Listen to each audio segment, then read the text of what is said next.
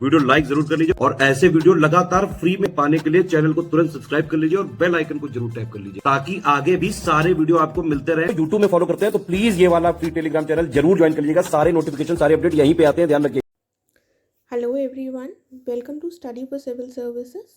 आई am Ichchha Mishra और इस video में हम कवर करेंगे यूपीपीएससी प्रीलिम्स 2023 के लिए जो हमारी सीरीज़ चल रही है। इसमें हम इम्पॉर्टेंट टॉपिक्स को कवर कर रहे हैं जिनकी एग्ज़ाम में पूछे जाने की संभावना है और हम उन टॉपिक्स को होलिस्टिकली कवर करने का प्रयास कर रहे हैं और इसमें PYQs भी लगाने का मैंने प्रयास किया है।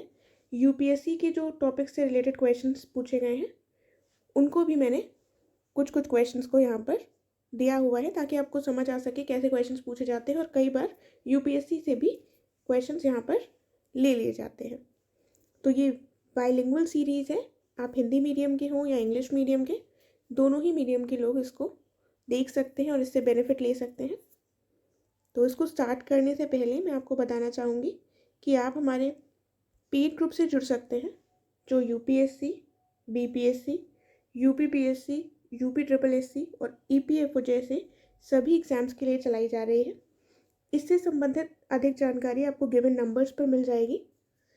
आप टेलीग्राम चैनल को ज्वाइन करना बिल्कुल मत भूलिएगा क्योंकि यहाँ पर आपको चैनल से संबंधित सारे अपडेट्स टाइमली मिल जाएंगे, राइट। तो आइए हम देखते हैं हमारा आज का पहला टॉपिक कौन सा है जो हम डिस्कस करने वाले हैं। अगर आप इस सीरीज़ को अच्छे से फॉलो कर रहे हैं तो ये आपके लिए बहुत ही बेनिफिशियल होगी। इसको अच्छे से फॉलो कीजिए, डेफिनेटली आपको हेल्प मिलेगी इससे। पहला हमारा जो टॉपिक है वो है आसियान। आसियान क्या है? आसियान एक ऑर्गेनाइजेशन है जिसका फुल फॉर्म है association of south east Asian Nations. ये कब स्टैब्लिश हुआ था? 1967 1967 में स्टैब्लिश हुआ था और ये बैंकॉक डिक्लेरेशन के तहत स्टैब्लिश हुआ था। कौन से डिक्लेरेशन के तहत? बैंकॉक डिक्लेरेशन के तहत। और इनिशियली जब ये स्टैब्लिश हुआ था तो इसमें कितने कंट्रीज़ थे? 5 कंट्रीज़ थे केवल, ठीक है। तो ये 5 कंट्रीज़ कौन कौन से थे? तो ये कंट्रीज़ थी इंडोनेशिया, मलेशिया, फिलीपाइंस, सिंगापुर और थाईलैंड। ये 5 देश थे जिन्होंने आसियान को स्टैब्लिश किया था। लेकिन वर्तमान में इसमें कितने मेंबर्स हैं? इसमें 10 मेंबर्स हैं। कई बार पूछ लिया जाता है कि कौन कौन सी कंट्रीज़ इसकी मेंबर है। तो ये कौन कौन सी कंट्रीज़ हैं? ब्रुनेई, वियतनाम, लाओस, म्यांमार और कंबोडिया। देखिए आगे चलकर हम इसका मैप भी डिस्कस करेंगे। तो जब आप मैप से चीज़ों को देख लेते हैं तो उनको आपको रिकॉल करना ईजी रहता है, इसीलिए मैंने मैप भी इसमें अटैच किया है, उसको हम देखेंगे। तो इसका एम क्या है?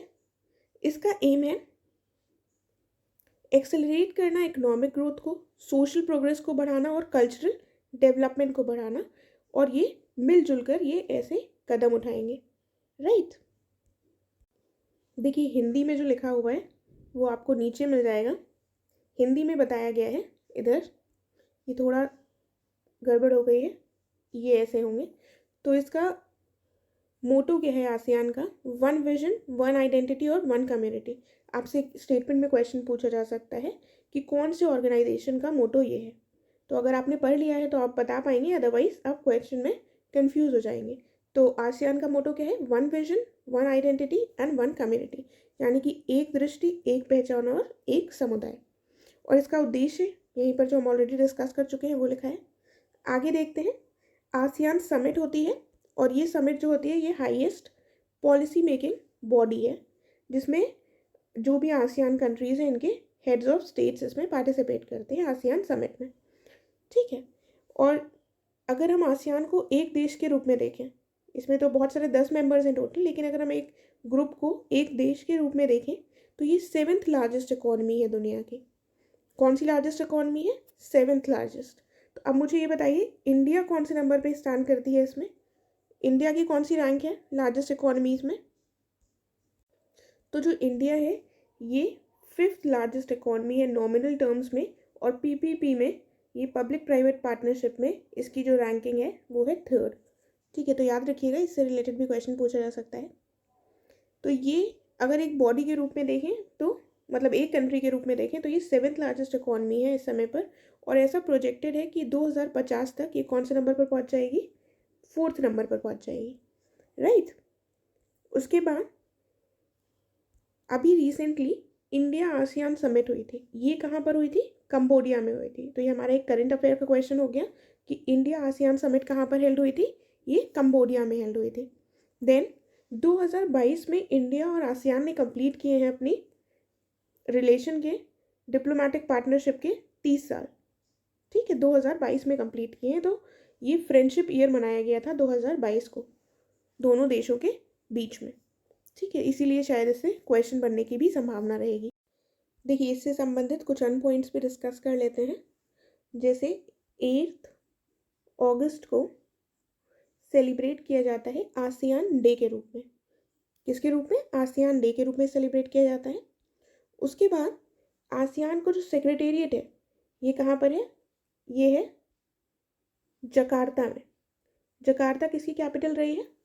ये कैपिटल रही है इंडोनेशिया की, राइट। लेकिन अगर आपने न्यूज़ देखी हो, पिछले साल की न्यूज़ में ये था कि इंडोनेशियन गवर्नमेंट जो है ये प्लान कर रही है कि हम जकार्ता को कैपिटल के रूप में हटाकर एक नई कैपिटल लेकर आएंगे। तो उस कैपिटल का नाम क्या है? ज़रा सोचिए क्या नाम है उसका। बता देती हूँ मैं आपको, क्योंकि ये भी एक इम्पॉर्टेंट पॉइंट है, आपको पता होना चाहिए। नूसन तरा या तारा जो भी है, नूसन तरा, ये जो है ये बोर्नियो आइलैंड में होगी। कहाँ पर है? बोर्नियो आइलैंड में। ये भी पूछा जा सकता है। और ये प्रोविंस जो लगती है वो है east Kalimantan province. East Kalimantan province में ये नूसन तारा जो जगह है वो कैपिटल होगी, और ये बोर्नियो आइलैंड में लोकेटेड है, राइट। तो कई बार आइलैंड्स पूछ लिए जाते हैं, तो इसको भी ध्यान रखिएगा। उसके बाद हम और कुछ पॉइंट्स देख लेते हैं। देखिए, कुछ फोरम्स हैं जिनको आसियान लीड करता है, आसियान के द्वारा निर्मित किए गए हैं। तो उनके बारे में थोड़ी सी आउटलाइन आपको पता होनी चाहिए। जैसे कि एक है ASEAN regional forum. ASEAN regional forum जो है ये 1993 में बनाया गया था, ठीक है। और इसमें 27 मेंबर्स हैं, ठीक है। और उसके बाद एक है ASEAN+3। ASEAN+3 जो है फोरम, ये बनाया गया था 1997 में, ठीक है। इसमें +3 में से क्वेश्चन पूछा जा सकता है क्या इंडिया है? तो इंडिया नहीं है। इसमें कौन सी कंट्रीज है? चाइना, जापान और साउथ कोरिया, ठीक है। तो इनकी लोकेशन आप मैप में एक बार देख लेंगे, ऊपर साइड पर तीनों कंट्रीज +3 में आ गई हैं। उसके बाद एक अन्य समिट है जिसका नाम है ईस्ट एशिया समिट। ये आपने कई बार सुना होगा। तो इसका पार्टिसिपेंट इंडिया है, इसमें इंडिया शामिल है, ठीक है। और ये सबसे पहली बार कब हेल्ड हुई थी? ईस्ट एशिया समिट 2005 में हेल्ड हुई थी, ठीक है। और ये रीजन में सिक्योरिटी और प्रॉस्पेरिटी को बढ़ावा देने के लिए ये समिट ऑर्गेनाइज की जाती है। इसमें आसियान, इंडिया और अन्य कौन से मेंबर्स हैं? ऑस्ट्रेलिया हो गया, चाइना हो गया, जापान हो गया, न्यूजीलैंड, रशिया और साउथ कोरिया, ठीक है। इसके अलावा यूएस भी। तो ये सारे इसमें है। तो सारे मेंबर्स अगर आपको नहीं भी याद हो तो आपको ये पता होना चाहिए, इसमें यूएस है, रशिया है और चाइना है। इसके अलावा इंडिया भी है, ठीक है। बस एक और पॉइंट जो है इसमें, ये पॉइंट ध्यान रखिएगा कि आसियान के साथ इंडिया ने फ्री ट्रेड अग्रीमेंट साइन किया हुआ है, ठीक है। तो ये ज़रा कमेंट करके मुझे बताइएगा कि इंडिया ने फ्री ट्रेड अग्रीमेंट जो है ये कौन सी कंट्रीज़ के साइन किया हुआ है, और ये कौन सी यूरोपियन कंट्री है जिसके साथ इसको साइन करने का प्रयास किया गया, लेकिन वहाँ पर इकोनॉमिक कंडीशंस उतनी अच्छी नहीं थी, इसके चलते अभी उसको साइन नहीं किया जा सका है। तो इसको कमेंट करके बताइएगा, न्यूज़ में रहा है काफ़ी ज़्यादा। हम एक बार मैप देख लेते हैं साउथ ईस्ट एशिया का, तो हमको थोड़ा आइडिया लग जाएगा। जब हम मैप देखते हैं तो चीज़ें हमको ज़्यादा समझ में आती हैं, राइट। तो ये मैप शायद आपके सामने थोड़ा ब्लर हो, लेकिन समझने का प्रयास कीजिएगा। देखिए, तो हमने जो मेंबर्स देखे हैं, कौन कौन से मेंबर्स हैं, एक बार उनको लोकेट कर लेते हैं इस मैप में। सबसे पहले देखिए, तो मेंबर्स अगर हम देखें तो ये है हमारा इंडोनेशिया, ठीक है। ये एक मेंबर है। और इसमें एक पॉइंट और जो इम्पोर्टेंट निकल कर आता है, तो वो हम देखें कि जकार्ता जो कैपिटल रही है इंडोनेशिया की, ये जावा आइलैंड में स्थित है, ठीक है। और हमने बोर्नियो आइलैंड में बताया, ये रहा हमारा बोर्नियो आइलैंड। ये जो बोर्नियो आइलैंड है, यहाँ पर हमारी नई कैपिटल जो है वो स्थित है। और बोर्नियो आइलैंड के ही कुछ हिस्सा जो है वो मलेशिया में है, राइट। और बोर्नियो आइलैंड के बारे में ये विशेषता है कि इसमें 3 कंट्रीज़ का हिस्सा है। थोड़ा पार्ट तो हमने देख लिया इंडोनेशिया का है, उसके बाद थोड़ा सा जो पार्ट है वो मलेशिया का है। इसके अलावा थोड़ा सा पार्ट जो है वो ब्रुनेई आइलैंड का भी है। ब्रुनेई कंट्री जो है वो भी इसी आइलैंड में उसका थोड़ा सा, हाँ देखिए जहाँ पर ये ऊपर वाला टिक लगा है, देखिए ब्रुनेई लिखा हुआ है, कलर भी डिफरेंट है, राइट। तो अब हम आ जाते हैं अपने ज्योग्राफी को छोड़कर, एक बार सारी कंट्रीज़ को जो लोकेट कर रहे थे उसको देख लेते हैं। तो बोर्नियो आइलैंड के बारे में हमने ये पॉइंट्स देख लिए। इसमें कौन सी 3 कंट्रीज़ है जल्दी से बताइए? इंडोनेशिया, मलेशिया और ब्रुनेई। उसके बाद हमने एक और जो पॉइंट देखा है, जकार्ता कहाँ पर सिचुएटेड था? जावा में, आइलैंड में। और जो नई कैपिटल है नुसंतारा, वो कहाँ पर है? ये है बोर्नियो में, ठीक है। और आपने अगर पिछले ईयर्स के पेपर देखे हों तो इसका लोकेशन भी आ जाती है कि ईस्ट से वेस्ट डायरेक्शन में कैसे आइलैंड्स जा रहे हैं। तो देख लीजिएगा, ये सुमात्रा है, ये जावा है, ठीक है। देन हम देख लेते हैं आसियान के जो मेंबर नेशंस हैं उनको लोकेट कर लेते हैं, वरना हम अपने टॉपिक से डाइवर्ट हो जाएंगे। तो इंडोनेशिया हो गया यहाँ पर, ये इंडोनेशिया देख लिया, मलेशिया देख लिया, ये है। उसके बाद हमने देखा फिलीपाइंस, ये फिलीपाइंस हो गया। देन चौथी कौन सी कंट्री है? चौथी कंट्री है हमारी सिंगापुर। तो सिंगापुर ये छोटा सा देश है मलेशिया के आगे, ये हो गया। और उसके बाद थाईलैंड, थाईलैंड ये हो गया। देन ब्रुनेई, ब्रुनेई ये छोटा सा, ये हो गया। देन वियतनाम, ये वियतनाम हो गया। और उसके बाद लाओस, कंबोडिया और ये म्यांमार। तो अगर आपने मैप देख लिया, ये मैंने कंट्रीज़ आपको बता दी है, सारी 10 कंट्रीज़ इसमें हैं। तो अगर आप मैप से लर्न करें, एक सीक्वेंस में भी लर्न हो जाएगा और आप भूलेंगे भी नहीं। सबसे पहले ये म्यांमार आ गया, उसके बाद थाईलैंड, फिर लाओस ऊपर है, कंबोडिया नीचे, उसके बाद वियतनाम, फिर नीचे हम देखेंगे मलेशिया, सिंगापुर, फिर इंडोनेशिया और फिर ब्रुनेई और फिलीपाइंस। इस तरह से मैप से चीज़ों को लर्न करने का प्रयास किया करिए। तो 2 बेनिफिट्स होंगे, या तो एक तो आपको चीज़ें ईजिली लर्न हो जाएंगी, और दूसरी आपको मैप के बारे में जानकारी होगी, तो आप आंसर्स में अगर कुछ पूछ लिया जाएगा किसी की लोकेशन तो आप ईजिली बता सकेंगे, राइट। तो हम देखते हैं अब अपना नेक्स्ट टॉपिक। नेक्स्ट टॉपिक थोड़ा डिफरेंट है हमारा, ये है स्वामित्व योजना। देखिए योजनाओं से संबंधित भी प्रश्न आ जाते हैं। तो स्वामित्व योजना एक इम्पॉर्टेंट योजना है। इसका फुल फॉर्म क्या है? सर्वे ऑफ विलेजेस आबादी and mapping with improvise technology in village areas. ये एक सेंट्रल सेक्टर स्कीम है। सेंट्रल सेक्टर स्कीम का मतलब क्या होता है? देखिए जो सेंट्रल सेक्टर स्कीम्स होती हैं वो क्या होती हैं? ये फंडेड और इम्प्लीमेंटेड, फंडेड और इम्प्लीमेंटेड किसके द्वारा होती हैं? दोनों ही होती हैं ये यूनियन गवर्नमेंट यानी कि सेंट्रल गवर्नमेंट के द्वारा, ठीक है। और ये कौन से सब्जेक्ट्स पर होती है? मेनली जो हमारे शेड्यूल 7 में यूनियन लिस्ट में सब्जेक्ट्स दिए हुए हैं, राइट।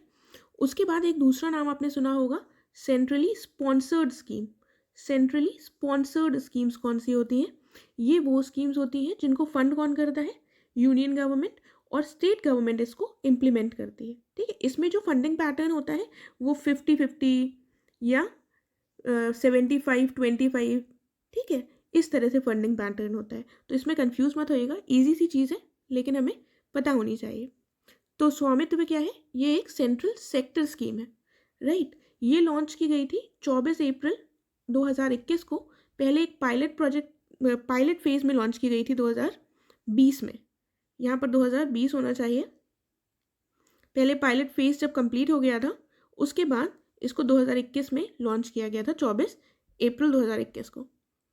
और ये जो योजना है ये 6.62 लाख विलेजेस को कवर करेगी और पूरी कंट्री में ये 2021 से 25 के बीच में इसको चलाया जाएगा, राइट। तो ये योजना क्या है, अब थोड़ा उसके बारे में समझ लीजिए। देखिए ये योजना क्या है कि जो रूरल एरियाज़ में लोग रह रहे हैं, जो लोगों के घर हैं, वहाँ पर इनके पास कोई प्रॉपर्टी राइट्स नहीं है, मतलब कि इनकी जो प्रॉपर्टी है उससे रिलेटेड इनके पास लीगल अधिकार नहीं है। तो इस योजना के अंतर्गत ड्रोन तकनीक के माध्यम से और टेक्नोलॉजी के माध्यम से जो लोग हैं उनको उनकी प्रॉपर्टी का निर्धारण किया जाएगा और उनको प्रॉपर्टी कार्ड्स दिए जाएंगे, यानी कि संपत्ति कार्ड्स वितरित किए जाएंगे। इससे अब बेनिफिट क्या होगा? क्या बेनिफिट होगा ये करने से? ये करने से ये होगा कि जो लोग हैं अगर उनके पास अपनी संपत्ति का कार्ड होगा तो वो क्या कर सकेंगे? वो जाकर लोन मांग सकते हैं, बैंकों से ऋण ले सकते हैं अपना संपत्ति कार्ड दिखाकर। और उसके बाद गांवों की जो प्रॉपर प्लानिंग है वो सही ढंग से हो सकती है कि किसकी ज़मीन है, कितना ज़मीन से हमको हिस्सा चाहिए, अगर प्लानिंग में कुछ रोड या कोई भी अलग प्रकार का इंफ्रास्ट्रक्चर निर्माण हो रहा है। ठीक है, देखिए, और इससे एक चीज़ और होगी कि जो भी प्रॉपर्टी के डिस्प्यूट्स होते हैं गाँवों में, लोगों को पता ही नहीं उनके पास कितनी ज़मीन है और आपस में ही लड़ाई होती रहती है, इससे कोर्ट्स में भी बहुत सारे मामले जाते हैं, तो उनको भी एक तरह से सुलझाया जा सकेगा, राइट। और उसके बाद क्या होगा, इससे एक और फ़ायदा ये होगा कि प्रॉपर्टी टैक्स जो है उसको निर्धारित किया जा सकेगा, उसको तय करने में मदद मिलेगी, और कोई भी अगर विभाग है तो वो अपने काम के लिए इसको इस्तेमाल कर सकेगा। ठीक है, और प्रॉपर्टी से जुड़े विवाद हमने ऑलरेडी देख लिया है कि ये सॉल्व हो जाएंगे। इसके अलावा क्या चीज़ें होंगी, इंफ्रास्ट्रक्चर डेवलपमेंट होगा। तो ये सारे जो पॉइंट्स हैं ये आपको बेसिक पॉइंट्स हैं, थोड़े से आपको पता होने चाहिए। बाकी और देख लेते हैं इस योजना से संबंधित। ये जो योजना है ये यही लिखा हुआ है कि ये इस्टेब्लिश करेगी ownership of property in rural inhabited abadi areas and provide record of rights to village household owners with issuance of property cards. मतलब एक संपत्ति कार्ड देगी और उनके चीज़ों का रिकॉर्ड रहेगा। और ये जो है ये किसके द्वारा चलाई जा रही है, एक इंपॉर्टेंट पॉइंट है, Ministry of Panchayati Raj, state revenue department, state Panchayati Raj department और सर्वे ऑफ इंडिया। ये तीनों, ये चारों ही मिलकर इसको चलाएंगे। ठीक है, तो ये इंपॉर्टेंट पॉइंट्स जो हमने योजना से संबंधित देख लिए हैं। इससे संबंधित अगर आपको कोई डाउट हो तो पूछ लीजिएगा, बाकी इस योजना में यही इंपॉर्टेंट है, अगर पूछ लिया जाए तो हमें पता होना चाहिए। देखिए, अब हम अपने थर्ड टॉपिक पर आ गए हैं आज के, नेशनल डिजास्टर मैनेजमेंट एक्ट। हमने आज कोई PYQs नहीं डिस्कस किए हैं। तो स्वामित्व योजना एक इम्पॉर्टेंट योजना है और कई बार योजना से रिलेटेड क्वेश्चन पूछे गए हैं, इसीलिए हमने उसको डिस्कस किया है। उससे अभी तक प्रीलिम्स में क्वेश्चन नहीं पूछा गया है एज सच, और आसियान से भी हमने कोई PYQ नहीं डिस्कस किया है, क्योंकि ऑर्गेनाइजेशन बेसिकली इंपॉर्टेंट है जिनसे क्वेश्चन पूछा जाता है, तो आसियान से भी पूछे जाने की संभावना है, राइट। तो अगर कोई PYQ नहीं अटैच है तो आप बिल्कुल परेशान मत होइएगा, वही टॉपिक्स हम डिस्कस कर रहे हैं जिनसे एग्जाम में क्वेश्चन पूछे जाने के चांसेस हैं, राइट। तो नेशनल डिजास्टर मैनेजमेंट एक्ट 2005 में आया है। ये देख लेते हैं डिटेल में क्या कहा गया है कि ये आया कैसे। सबसे पहले एक हाई पावर्ड कमेटी बनाई गई थी 1999 में। उसके बाद एक नेशनल कमेटी बनी थी गुजरात अर्थक्वेक आने के बाद 2001 में। तो इनको बनाया गया था कि ये अपनी रिकमेंडेशंस दें कि डिजास्टर मैनेजमेंट से रिलेटेड प्लान्स और मिटिगेशन मैकेनिज्म कैसे होना चाहिए। तो इनकी रिकमेंडेशन के पश्चात फिर आगे चलकर इसको बनाया गया। और 10th 5-year प्लान में पहली बार एक चैप्टर, एक डिटेल्ड चैप्टर रखा गया था डिजास्टर मैनेजमेंट से संबंधित। ठीक है, तो 5-year प्लान से क्वेश्चन आने की संभावना थोड़ी कम है, लेकिन थोड़ा हमें पता होना चाहिए कि डिजास्टर मैनेजमेंट के बारे में सबसे पहले 10th 5-year प्लान में एक डिटेल्ड चैप्टर रखा गया था। उसके बाद देखते हैं, कहा गया है कि 12th फाइनेंस कमीशन ने सबसे पहले रिकमेंड किया था कि फाइनेंशियल अरेंजमेंट्स होने चाहिए कि हम डिज़ास्टर को मैनेज कर सकें। उसके बाद फाइनली जाकर इन्होंने 23 दिसंबर 2005 को गवर्नमेंट ऑफ इंडिया ने डिज़ास्टर मैनेजमेंट एक्ट बनाया था। तो कई बार डेट्स भी पूछ ली जाती हैं। 23 दिसंबर 2005 को ये एक्ट बना था और ये एनफोर्स कब हुआ था, जनवरी 2006 में। ठीक है, तो जब ये एक्ट बना इसके अंतर्गत कुछ बॉडीज़ भी बनाई गई। एक बॉडी है जिसमें से नेशनल डिजास्टर मैनेजमेंट अथॉरिटी, जिसको NDMA कहा जाता है। और NDMA जो है इसको हेड कौन करता है, ये प्रश्न पूछा जा चुका है। कौन हेड करता है, प्राइम मिनिस्टर हेड करते हैं। इनके अलावा इसमें कितने मेंबर्स होते हैं, 9 अदर मेंबर्स, मतलब टोटल 10 मेंबर्स होते हैं। एक प्राइम मिनिस्टर हो गए प्लस 9 अदर मेंबर्स, जिसमें से एक वाइस चेयरमैन भी होते हैं। ठीक है, क्योंकि चेयरमैन कौन हो गए, हमारे प्राइम मिनिस्टर, एक वाइस चेयरमैन हो गए, राइट। ये जितने भी मेंबर्स होते हैं इनका टेन्योर कितना होता है, 5 years का। कितना होता है टेन्योर, 5 years का, राइट। देन क्या लिखा हुआ है, तो ये जो NDMA है ये एपेक्स बॉडी है, यानी कि शीर्ष बॉडी है। तो इसका काम क्या है, ये पॉलिसीज, प्लान्स और गाइडलाइंस बनाती है डिजास्टर मैनेजमेंट को इंश्योर करने के लिए, ताकि प्रॉपरली इसको डिजास्टर्स को मैनेज किया जा सके। तो इसके जो फंक्शंस हैं बेसिकली और रिस्पॉन्सिबिलिटीज़ हैं वो डिस्कस कर लेते हैं कि डिज़ास्टर मैनेजमेंट से रिलेटेड पॉलिसीज़ बनाना, एक नेशनल प्लान बनाना, साथ में अप्रूव करना प्लान्स जो मिनिस्ट्रीज़ और डिपार्टमेंट्स के द्वारा बनाए जाते हैं सरकार की जो विभिन्न मिनिस्ट्रीज़ और डिपार्टमेंट्स बनाते हैं नेशनल प्लान, उनको अप्रूव करना। इसके अलावा इनके क्या कार्य हैं, गाइडलाइंस देना जिनको स्टेट अथॉरिटीज़ फॉलो करेंगी अपने प्लान में। इसके साथ साथ कौन सी गाइडलाइंस देना, जो डिफरेंट मिनिस्ट्रीज और डिपार्टमेंट्स गवर्नमेंट ऑफ इंडिया की यूज़ करेंगी, ठीक है, और सारे मेजर्स जितने भी हैं उनको एक साथ इंटीग्रेट करना, राइट। उसके बाद कोऑर्डिनेट करना और एनफोर्स करना, साथ में इम्प्लीमेंट करना सारे पॉलिसीज़ और प्लान्स को डिज़ास्टर मैनेजमेंट से संबंधित। उसके बाद क्या पॉइंट है, ये रिकमेंड करता है provision of funds for the purpose of mitigation, यानी कि ये फंड्स को देने के लिए प्रोविजन करता है। और मिटिगेशन का मतलब क्या हुआ कि कम किया जा सके, किसी के प्रभाव को रिड्यूस किया जा सके, उसके लिए ये फंड्स के लिए भी रिकमेंडेशन करता है। और उसके बाद क्या पॉइंट हुआ, ये सपोर्ट करता है टू अदर कंट्रीज जो डिज़ास्टर से प्रभावित हुई हों। सेंट्रल गवर्नमेंट के अंतर्गत ये एनडीएमए अथॉरिटी है जो सपोर्ट करती है। उसके बाद ये और भी मेजर्स लेता है, जैसे कि प्रिवेंशन हो सके डिज़ास्टर का प्रभाव कम हो सके, लोग उसके लिए बेहतर तैयार रहें, कैपेसिटी बिल्डिंग हो सके और डिज़ास्टर से सही तरीके से मेनली निपटा जा सके। तो ये हमने इसके फंक्शंस देख लिए हैं, तो आपको पता होने चाहिए इसका काम क्या है, इसीलिए मैंने फंक्शंस यहाँ पर मेंशन किए हैं ताकि आपको इसके काम थोड़े से पता हो। देन एक और जो है वो भी देख लेते हैं, national institute of disaster management जो है, इससे संबंधित भी गाइडलाइंस और पॉलिसीज कौन देता है, एनडीएमए, ये शीर्ष अथॉरिटी है डिजास्टर मैनेजमेंट एक्ट के अंतर्गत, ठीक है। तो ये जो कॉन्स्टिट्यूट हुई थी, ये किस दिन कॉन्स्टिट्यूट हुई थी, ये हुई थी 27 सितंबर 2006 में इस एक्ट के अंतर्गत। तो अब आप ये बताइए कि जो एनडीएमए है, क्या ये एक स्टैट्यूटरी बॉडी है? स्टैट्यूटरी बॉडी कौन सी होती है? स्टैट्यूटरी बॉडीज वो होती हैं जो किसी एक्ट के अंतर्गत बनाई गई हो, राइट। तो ये बनाई गई है एक्ट के अंतर्गत, इसीलिए ये एक स्टैट्यूटरी बॉडी कहलाएगी। नेशनल डिजास्टर मैनेजमेंट एक्ट के अंतर्गत ये बनी है और रिसेंटली इसने सेलिब्रेट किया है 2022 में 18th फॉर्मेशन डे। इस बार इसका जो 18th फॉर्मेशन डे था, वो उसकी थीम क्या थी, वॉलेंटियरिज्म इन डिजास्टर मैनेजमेंट, यानी कि आपदा प्रबंधन में स्वयं सेवा। तो ये भी एक क्वेश्चन बन सकता है, ध्यान रखिएगा। उसके बाद जो एक्ट के अंतर्गत और बॉडीज़ बनी है, उनमें से एक है नेशनल एग्जीक्यूटिव कमेटी।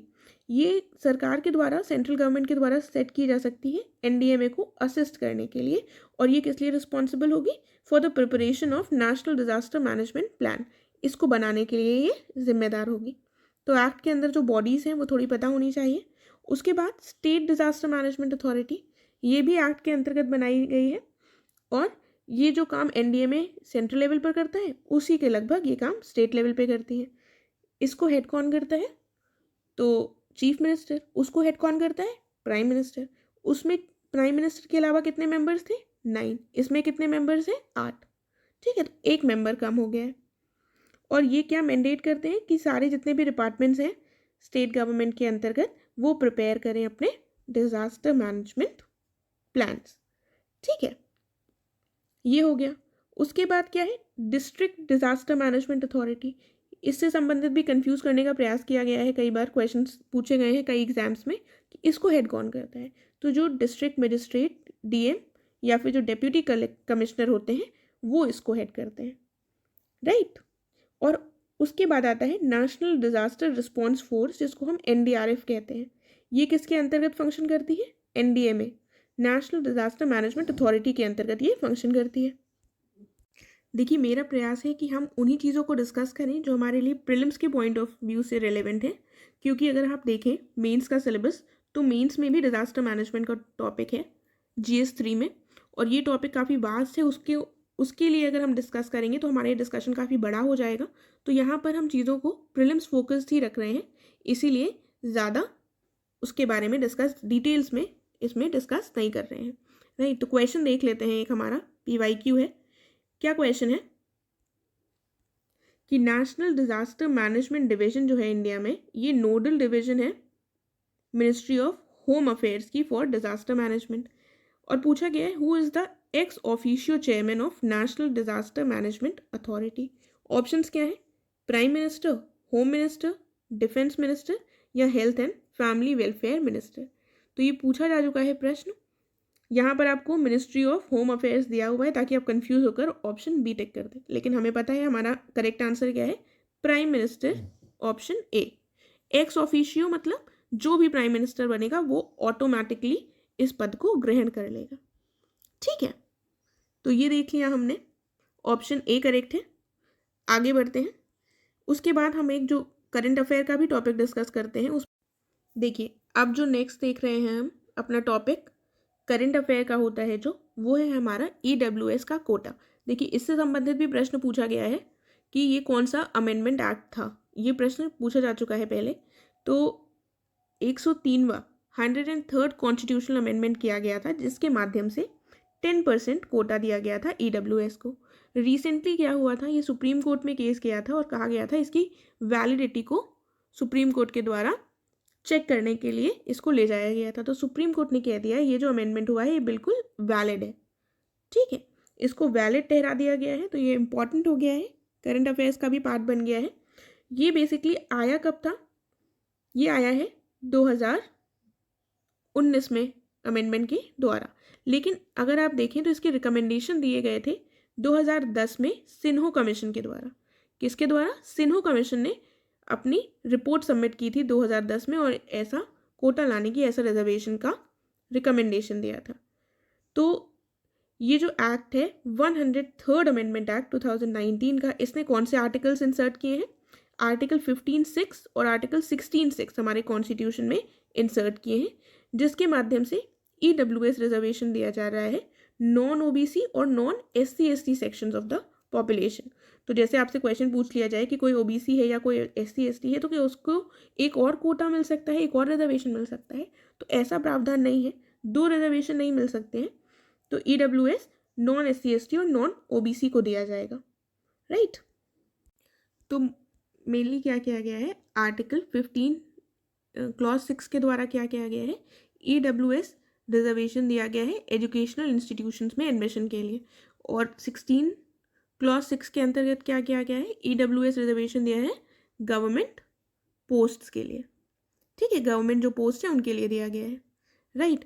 तो जो डिस्प्यूट था कि वैलिडिटी क्यों चेक हो रही थी, क्योंकि कहा जा रहा था कि इंदिरा साहनी का जो केस है 1992 का, उसमें कहा गया है सीलिंग रख दी गई है 50%, 90 नहीं 50% से ऊपर हमारे जो रिजर्वेशन हैं वो नहीं होने चाहिए, ऐसा रूल रखा गया था। लेकिन सुप्रीम कोर्ट ने अपने जजमेंट में कहा है कि ये जो रूल था ये ऐसा नहीं था कि इनफ्लेक्सिबल हो। ठीक है, ऐसा नहीं था कि ये इनफ्लेक्सिबल हो, ये फ्लेक्सिबल है और इसीलिए सीलिंग को थोड़ा बढ़ाया जा सकता है।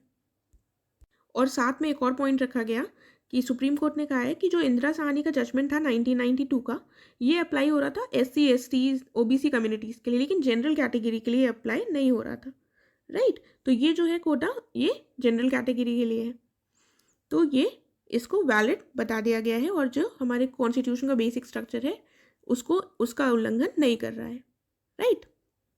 तो ये देख लिया हमने। उसके बाद ये पॉइंट्स देख लेते हैं। कहा गया इस एक्ट के अंतर्गत सेंट्रल और स्टेट गवर्नमेंट्स दोनों ही EWS का रिजर्वेशन प्रोवाइड कर सकती है, लेकिन जो स्टेट गवर्नमेंट है इनके पास पावर होगी कि ये डिसाइड करें कि ये रिजर्वेशन देंगी EWS का स्टेट गवर्नमेंट जॉब्स में और स्टेट गवर्नमेंट के जो एजुकेशनल इंस्टीट्यूशंस हैं उनमें कि नहीं। तो ये पावर किसके पास होगी? स्टेट गवर्नमेंट के पास। देखिए, इसके अंतर्गत क्या कहा गया है कि कोई भी व्यक्ति जिसको रिजर्वेशन नहीं दिया गया है SC/ST OBC का और जिसकी जो फैमिली की ग्रॉस एनुअल इनकम है वो 8 लाख से ज़्यादा नहीं है, वही इंसान इस EWS कोटे का बेनिफिट ले सकता है, इस रिजर्वेशन का, राइट। यही सेम चीज़ हिंदी में लिखी हुई है, आप देख सकते हैं।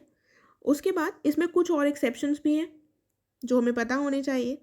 क्या एक्सेप्शंस है कि उस व्यक्ति के पास 5 एकड़ का एग्रीकल्चरल लैंड नहीं होना चाहिए, रेजिडेंशियल फ्लैट 1000 स्क्वायर फीट का नहीं या उससे ज़्यादा नहीं होना चाहिए, और रेजिडेंशियल प्लॉट जो है ये 100 स्क्वायर यार्ड या उससे ज़्यादा नहीं होना चाहिए म्यूनिसिपैलिटीज़ में, और 200 स्क्वायर यार्ड से ज़्यादा दूसरे अन्य क्षेत्रों में नहीं होना चाहिए। तो ये कुछ इसके एक्सेप्शंस भी हैं, राइट। देखिए, तो प्रीलिम्स के पॉइंट ऑफ व्यू से जो चीज़ें पूछी जा सकती थी उनका पूरा प्रयास किया गया है कि उन सारी चीज़ों को कवर किया जा सके, राइट। तो इससे संबंधित अगर आपका कोई डाउट हो, आपका कोई क्वेश्चन हो, तो आप कमेंट करके पूछ सकते हैं। हम अपने नेक्स्ट लेक्चर में मिलेंगे। Thank you so much.